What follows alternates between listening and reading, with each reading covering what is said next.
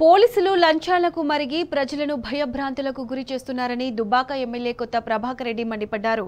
Dubbaka MLA camp కార్యాలయంలో 130 మంది లబ్ధిదారులకు ఆయన సీఎంఆర్ఎఫ్ చెక్కులను పంపిణీ చేశారు. అనంతరం మాట్లాడుతూ పోలీస్ వ్యవస్థ పూర్తిగా నిర్వీర్యమైందన్నారు. దుబ్బాక మిరుదొడ్డి ఎస్ఐలు లంచాల కోసం ప్రజలను పీడిస్తున్నారన్నారు. గ్రామాలలో విచ్చలవిడిగా బెల్ట్ షాపులు ఏరులై పారుతున్నాయని, వాటిని అరికట్టే నాథుడే లేకుండా పోయాడని ప్రభాకర్ రెడ్డి ఆగ్రహం వ్యక్తం చేశారు. బెల్ట్ షాపుల నుండి ఎక్సైజ్ పోలీసులకు, సివిల్ పోలీసులకు ముడుపులు అందుతున్నాయని, అందుకే పోలీసులు పట్టించుకోవడం లేదని ప్రభాకర్ రెడ్డి అన్నారు.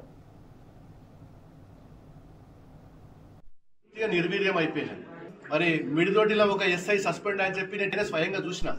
ఎస్ఐ లంచం తీసుకుంటే పట్టుబడ్డాడు, 10,000 రూపాయలు లంచం తీసుకుంటే సస్పెండ్ చేసినాం అని చెప్పి లంచం తీసుకున్నాడు. హోంగార్డ్ త్రూ, కానిస్టేబుల్ త్రూ తీసుకొని ఎస్ఐ వేరే దగ్గర పెట్టిండని చెప్పి టీవీలో వచ్చింది వార్త.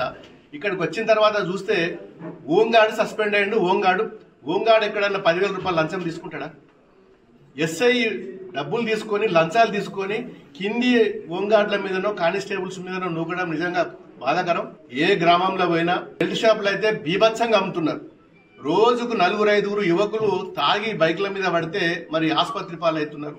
మరి ఇలా ఎవరికి ఏ షాపులో ఎస్ఐలకు ఫోన్ చేసినా, సిఐలకు ఫోన్ చేసినా, ఎక్సైజ్ డిపార్ట్మెంట్కి ఫోన్ చేసినా అందరికీ కూడా ఈరోజు బెల్ట్ షాపులతోటి మామూలు వస్తున్నాయి. ఇది పరిస్థితి. ఇలా బెల్ట్ షాపులు ఇప్పటికైనా కంట్రోల్ చేయాలి. మరి పోలీస్ అధికారులు విచ్చలవిడిగా లంచాలు తీసుకుంటున్నారు, అవి ఇప్పటికైనా మానేయాలి.